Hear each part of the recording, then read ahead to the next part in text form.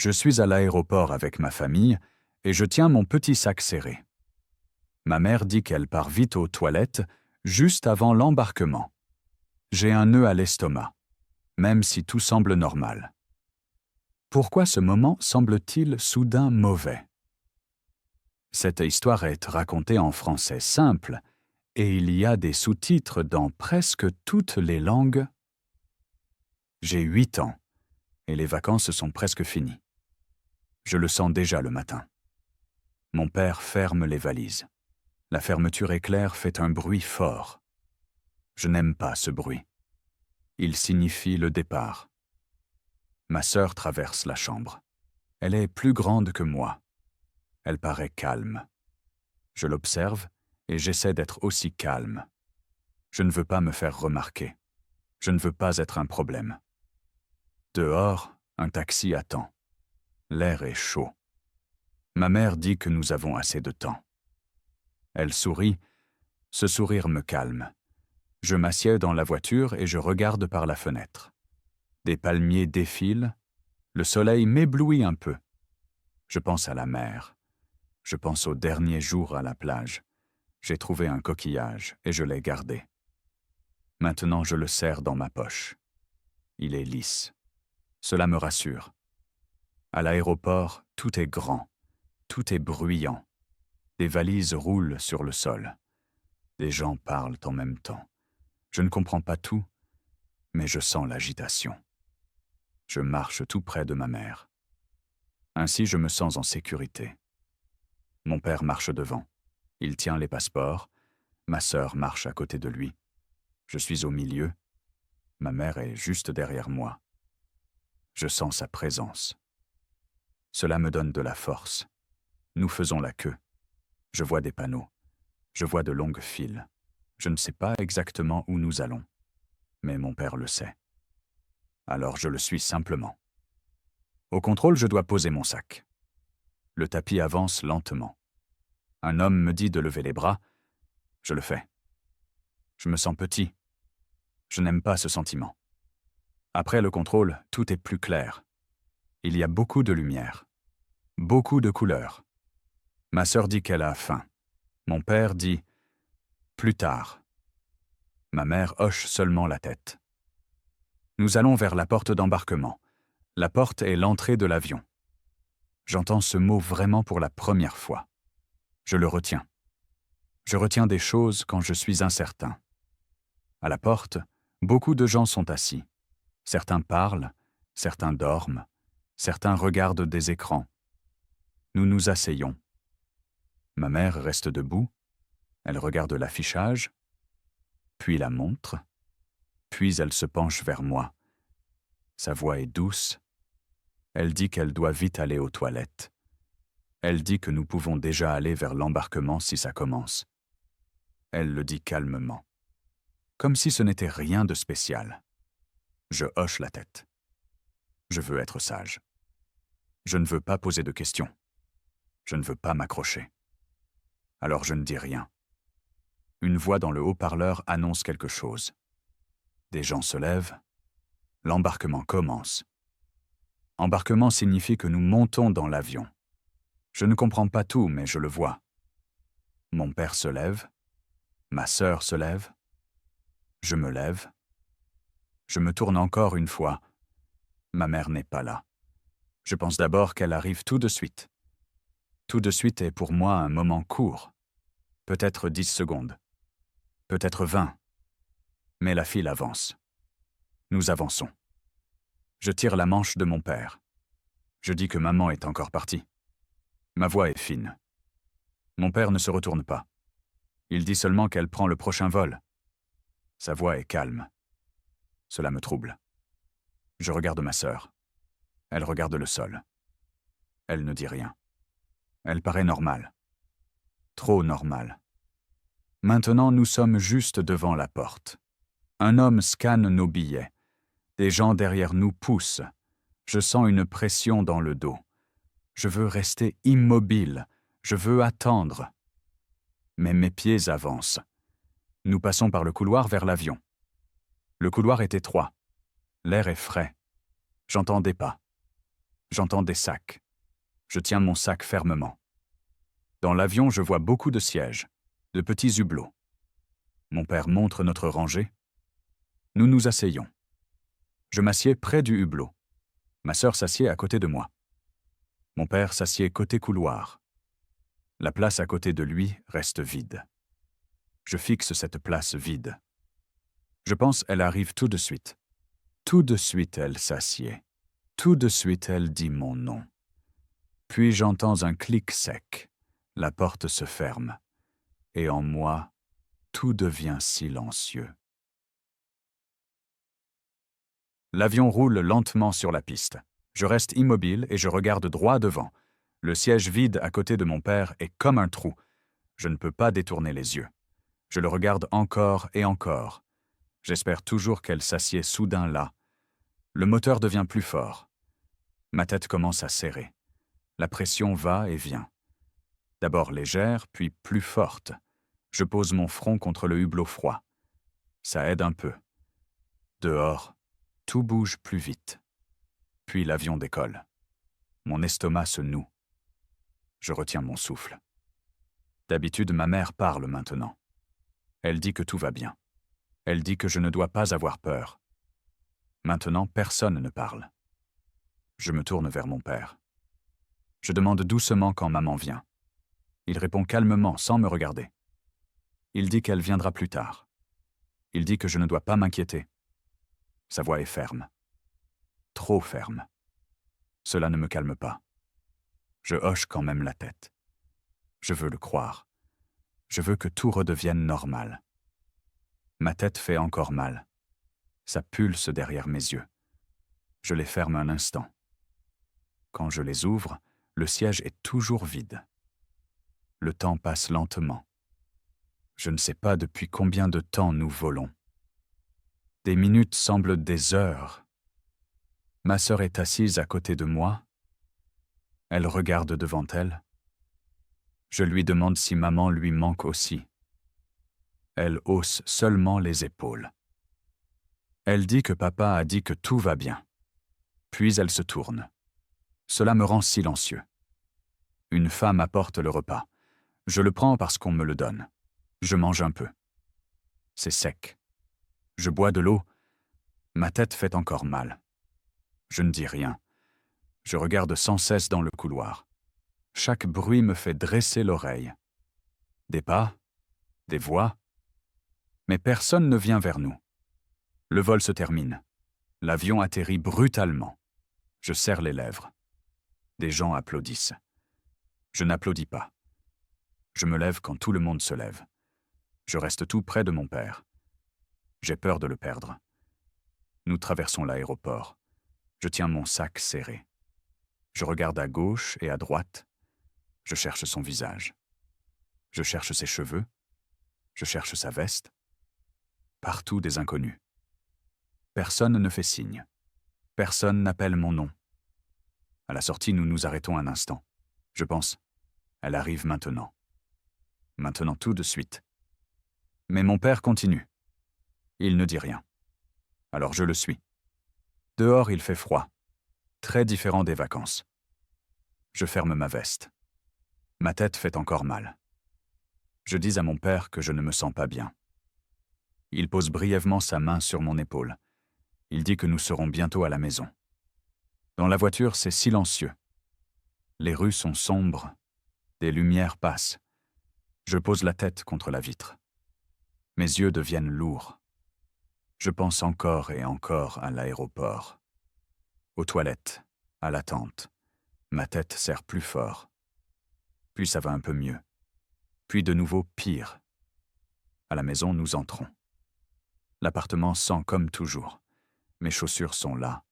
Tout est à la même place. Je regarde automatiquement la porte. Elle ne s'ouvre pas. Mon père dit que je dois aller au lit. Ma sœur disparaît dans sa chambre. Je reste encore un moment dans le couloir. J'entends mon père dans la cuisine. Des verres s'entrechoquent. Des pas. Des bruits normaux. Dans ma chambre, je me change. Je me couche. La lumière est éteinte. Ma tête fait toujours mal. Je me tourne sur le côté. J'attends des pas dans le couloir. Sa voix. N'importe quoi. Rien ne se passe. Le lendemain matin, je me réveille. Les maux de tête sont partis. Pendant un instant, j'oublie tout. Puis je me souviens. Je saute et je cours dans la cuisine. Mon père boit du café. Il lit le journal. Il dit bonjour. Si calme, si normal. Je demande si maman vient aujourd'hui. Il me regarde et dit « Oui, plus tard ». Je m'assieds à la table. Je hoche la tête. Je mange mon pain. Tout semble faux. Mais personne ne réagit. Et petit à petit, j'apprends que les questions n'ont pas de place ici. Les jours suivants semblent vides. Je vais à l'école comme si rien n'était arrivé. Mon cartable est lourd. Pas seulement par le poids. Dans ma tête, c'est calme et bruyant à la fois. J'entends les voix des autres enfants. J'entends les rires. Tout paraît loin. À l'école, je me demande si je dois parler. Si je dois dire que ma mère n'est pas là. Mais personne ne demande. Alors je ne dis rien. Je reste à ma place et je fixe mon cahier. Les lettres se brouillent un instant. Ma tête serre encore. Ça vient et ça part. Après l'école, je rentre à la maison. J'ouvre la porte. J'entends des pas dans l'appartement. Mon père est là. Il demande comment était l'école. Je dis « bien ». Le mot sort tout seul. Il sonne vide. Je regarde la cuisine. Aucun signe d'elle. Je regarde le salon. Rien. Sa place est vide, mais personne ne parle. Alors j'apprends à ne pas regarder. Le soir, nous mangeons ensemble. Mon père est assis, comme toujours, à la table. Ma sœur raconte quelque chose de l'école. Elle rit même. Je l'observe. Je me demande comment elle fait. Comment on rit quand quelqu'un manque. J'essaie aussi. Cela semble faux. Je demande à mon père quand maman vient. Il répond calmement. Il dit « bientôt ». Il dit toujours le même mot. « Bientôt ». Je retiens ce mot. Il n'a pas d'heure. Il n'a pas de date. Il flotte simplement. Les jours deviennent des semaines. Les semaines s'étirent. Je ne les compte plus. Je compte seulement les pas du couloir le soir. J'espère chaque fois qu'il y en aura plus. Qu'une porte s'ouvrira. Qu'une voix viendra. Mais rien ne change. Ma tête fait souvent mal. À l'école, à la maison, parfois au milieu de la nuit. Je me réveille et je fixe l'obscurité. J'entends ma respiration.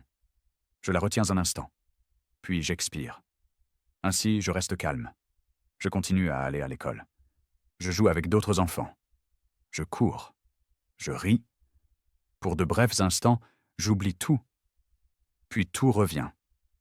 Toujours quand je suis seul. Un jour, je demande directement à ma sœur. Je demande si maman lui manque. Elle me regarde brièvement. Puis elle dit que tout va bien. Elle dit que papa s'occupe de nous. Puis elle va dans sa chambre. La porte se ferme doucement. Cela me touche. Je me retire. Je parle moins. Je pense plus. J'observe tout en détail. Je retiens les voix, les mouvements, les humeurs. J'apprends comment la normalité se sent, même si elle est fausse. Parfois, j'imagine que ma mère entre par la porte. J'imagine son regard. J'imagine qu'elle dit que tout était un malentendu. Ces images sont nettes, presque trop nettes. Puis elles partent. Mon père travaille beaucoup. Le soir, il reste souvent assis en silence. Il regarde la télé sans vraiment regarder. Parfois, je m'assieds près de lui. Nous ne disons rien. Le silence semble lourd, mais aussi sûr. Les mots paraissent dangereux. À l'école, un prof me demande un jour si tout va bien. Je hoche vite la tête. Le geste va plus vite que ma pensée. Je ne veux pas me faire remarquer. Je ne veux pas expliquer. Il me regarde un instant, puis il part. Ainsi, j'apprends que le silence suffit. Un mois passe. Puis un autre. Personne ne parle plus de ma mère. Pas même moi. La pensée fait trop mal. Alors je la repousse.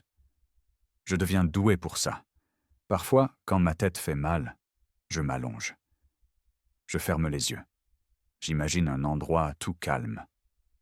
Elle est là aussi. Mais elle ne parle pas. Elle me regarde seulement.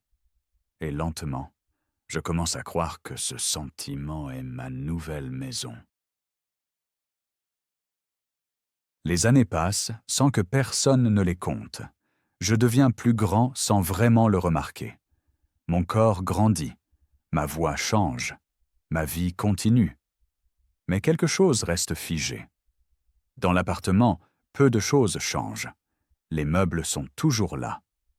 Quelques objets disparaissent lentement. D'abord sa veste, puis ses chaussures. Un jour aussi sa place dans l'armoire. Personne ne dit rien à ce sujet. Les choses partent simplement, comme si elles n'avaient jamais existé. Je continue d'aller à l'école. J'apprends. J'obtiens de bonnes notes. Les professeurs me félicitent. Mon père hoche la tête, content. Ma sœur sort souvent. Elle a des amis. Elle rit beaucoup. Je l'observe de loin. Je ne la comprends plus vraiment. À la maison, nous parlons de choses simples, de nourriture, d'horaire, du temps qu'il fait. Jamais de ma mère. Le sujet n'existe pas. Et si quelque chose n'existe pas, on ne peut pas le manquer. C'est ce que je me dis. Parfois, j'essaie de me souvenir, de sa voix, de ses mains, de son parfum. Mais les images deviennent floues. Elles perdent des détails. Cela me fait peur. Alors j'arrête. Mon père devient plus silencieux avec les années. Il travaille beaucoup. Le soir, il reste longtemps dans le salon. La télé est allumée. Mais je ne crois pas qu'il regarde vraiment. Parfois, je m'assieds près de lui. Nous sommes assis côte à côte. Deux corps. Peu de proximité. Je ne pose plus de questions. Les questions ne servent à rien. Je l'ai appris. Les questions n'apportent que de courtes réponses. Ou des regards qui disent d'arrêter. À l'école, les autres enfants parlent de leur mère. Des câlins, des disputes, des règles. J'écoute et j'acquiesce. Je fais comme si tout était normal. Je suis devenu bon à cela. Parfois, je sens encore les maux de tête. Ils viennent moins souvent. Mais ils sont là. Surtout les jours où je pense trop. Alors je me couche, j'attends que ça passe. Ça finit toujours par passer. Un jour, je deviens adolescent. Je me retire. Je passe beaucoup de temps seul. Dans ma chambre, avec de la musique, avec des pensées. J'écris des choses que je ne montre à personne. Je ne sais pas pourquoi. Cela semble nécessaire. Un jour, ma sœur déménage. Elle me dit vite au revoir. Elle me serre dans ses bras. Cela semble étrange. Puis elle part. Je reste seul avec mon père. L'appartement est encore plus silencieux. J'ai 16, 17, 18 ans. Les anniversaires viennent et repartent. Des cadeaux sont sur la table. Des vœux sont dits. Je souris. Je remercie. Je pense à autre chose. Personne ne parle plus de ma mère. Moi non plus. C'est comme si nous avions signé un contrat silencieux. Nous continuons à vivre. Sans explication. Parfois, je me demande si j'ai tout inventé, si elle a vraiment existé. Puis je trouve une vieille photo. Elle est dessus. Elle sourit. À côté de moi, à côté de ma sœur, à côté de mon père. Je range la photo. Je commence à comprendre que la normalité n'est pas la vérité. La normalité est seulement ce que personne ne questionne assez longtemps. À 18 ans, je pars de la maison. Mon premier appartement. Mon père m'aide à porter les cartons. Nous parlons de meubles, de loyer, de date. Il me souhaite bonne chance. Sa voix tremble un instant. Puis c'est fini. Quand il part, je reste seul dans la pièce. La porte claque. J'entends le bruit. Il ressemble à celui de l'avion. Court, dur, définitif. Je m'assieds sur le sol. Pour la première fois depuis des années, je laisse la pensée venir. Je la laisse exister. Sans la repousser. Sans la lisser. Ma mère a disparu. et personne ne m'a jamais dit pourquoi. Je reste assis longtemps. Et pour la première fois, le silence ne semble pas sûr. Il ressemble à une question qui devient enfin forte. L'appartement est silencieux. Trop silencieux. J'entends chaque bruit, le réfrigérateur, le chauffage, mes propres pas. Je suis maintenant seul. Pour la première fois vraiment seul. Les premières semaines sont étranges. Je rentre du travail et personne ne demande comment fut ma journée. Je mange ce que je veux, je vais dormir quand je veux. Cette liberté semble bonne au début. Puis elle semble vide. Un jour, une lettre est dans la boîte. L'enveloppe est claire, mon nom est dessus. L'écriture est calme, régulière. Je m'arrête dans l'escalier.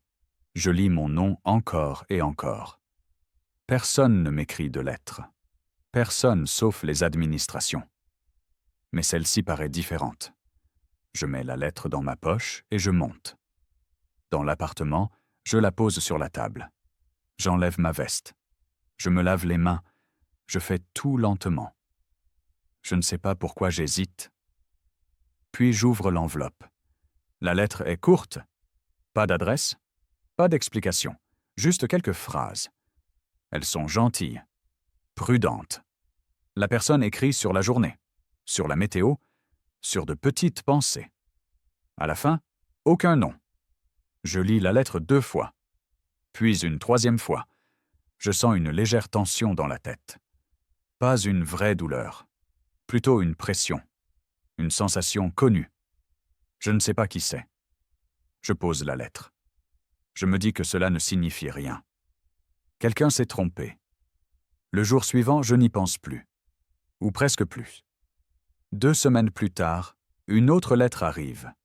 Même enveloppe, même écriture. Encore mon nom. Mon cœur bat plus vite. Je ferme la porte et j'ouvre la lettre tout de suite. Encore de petites phrases. Encore calme. Encore sans nom. Je lis un récit de promenade. D'une pensée du soir. D'un sentiment de proximité malgré la distance. Cette phrase reste. La proximité malgré l'éloignement. Je reste longtemps assis à la table.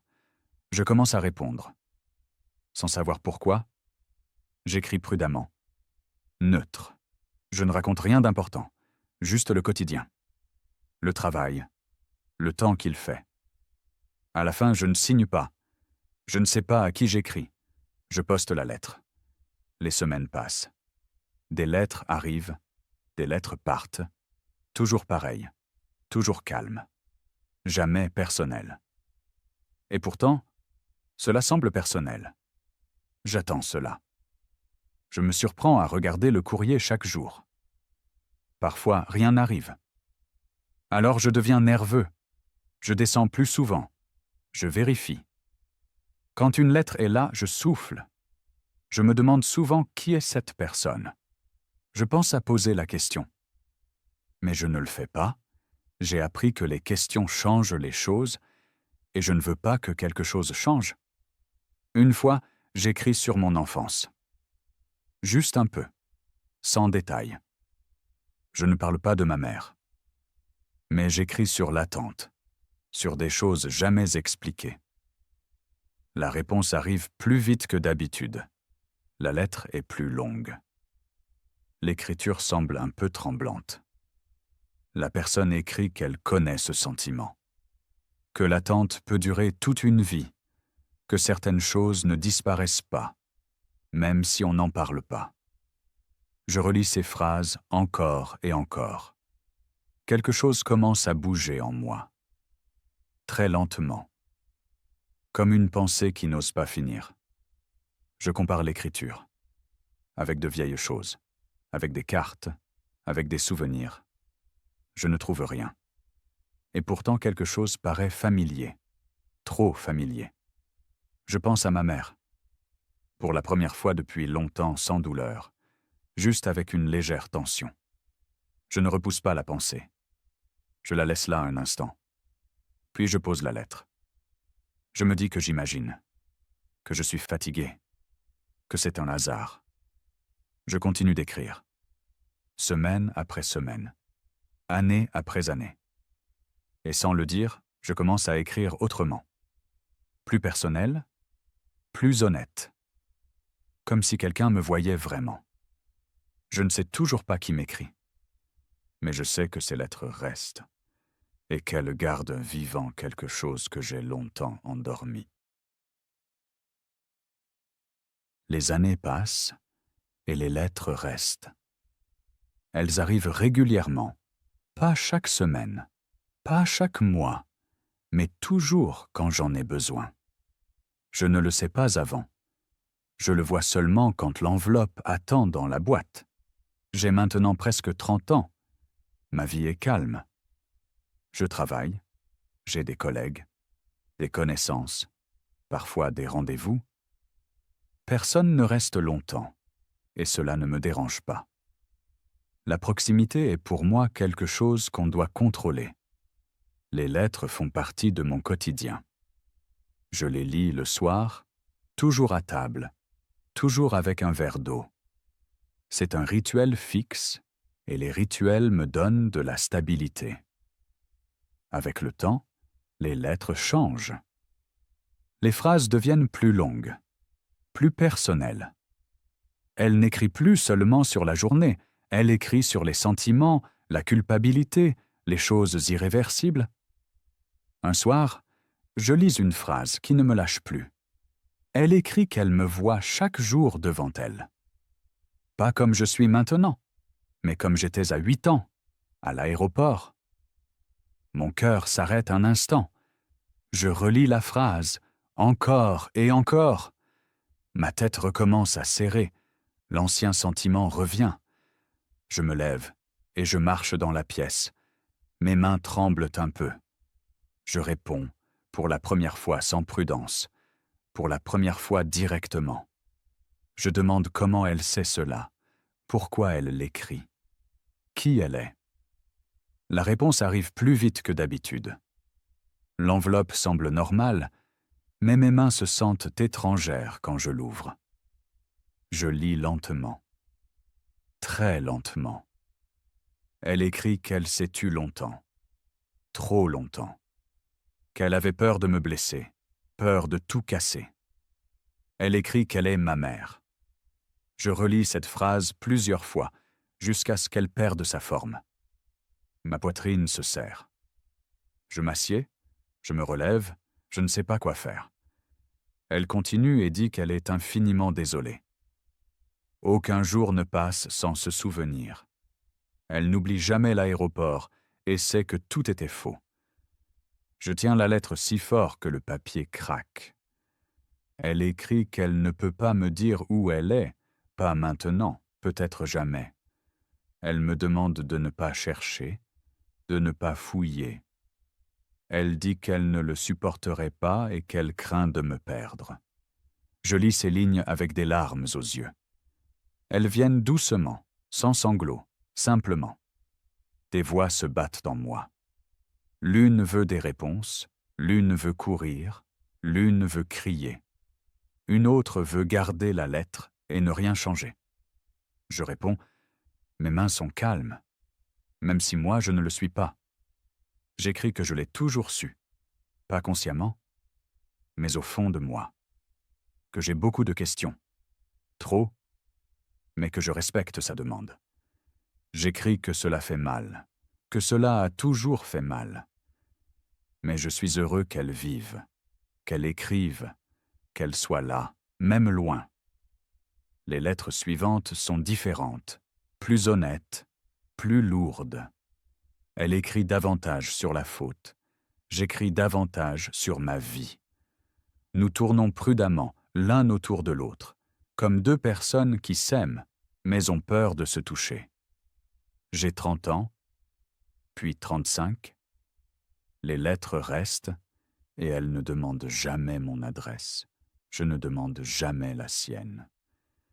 Nous respectons cette frontière. Elle est invisible mais forte. Parfois je pense à la chercher, peut-être que je pourrais. Mais je relis ses mots, sa demande, et je m'arrête. Ces lettres sont tout ce que nous avons, et j'ai peur que la vérité les brise. Les lettres arrivent régulièrement, sans planning fixe, mais avec fidélité. Parfois 2 semaines passent entre elles, parfois plus longtemps. Je n'y pense plus. Elles font partie de ma vie, comme le trajet au travail ou la lampe du soir. J'ai un peu plus de 30 ans, mon quotidien est calme.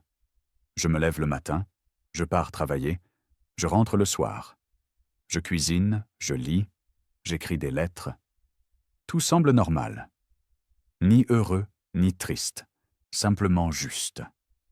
Quand je pense au passé, il paraît loin, comme une autre vie. Je sais ce qui est arrivé, je connais l'histoire, mais elle ne fait plus mal. Elle repose derrière moi, silencieuse, fermée. J'ouvre une lettre et je la lis sans hâte. Elle écrit sur une promenade. Elle parle d'un arbre qu'elle voit chaque jour, d'une pensée du matin. Pas de questions, pas d'explications. Parfois je souris. Je réponds le lendemain. Je lui raconte ma semaine, de petites choses, un collègue, un film. J'écris calmement, sans pression, sans attente. Je n'ai plus besoin de rien d'elle. Pas vraiment. Sa présence suffit. Une lettre arrive un jour tout à fait ordinaire. Plus tard, je m'en souviens, car il n'y avait rien de spécial, aucun signe. Je l'ouvre, je la lis, je la pose, je réponds comme toujours. Puis le temps passe.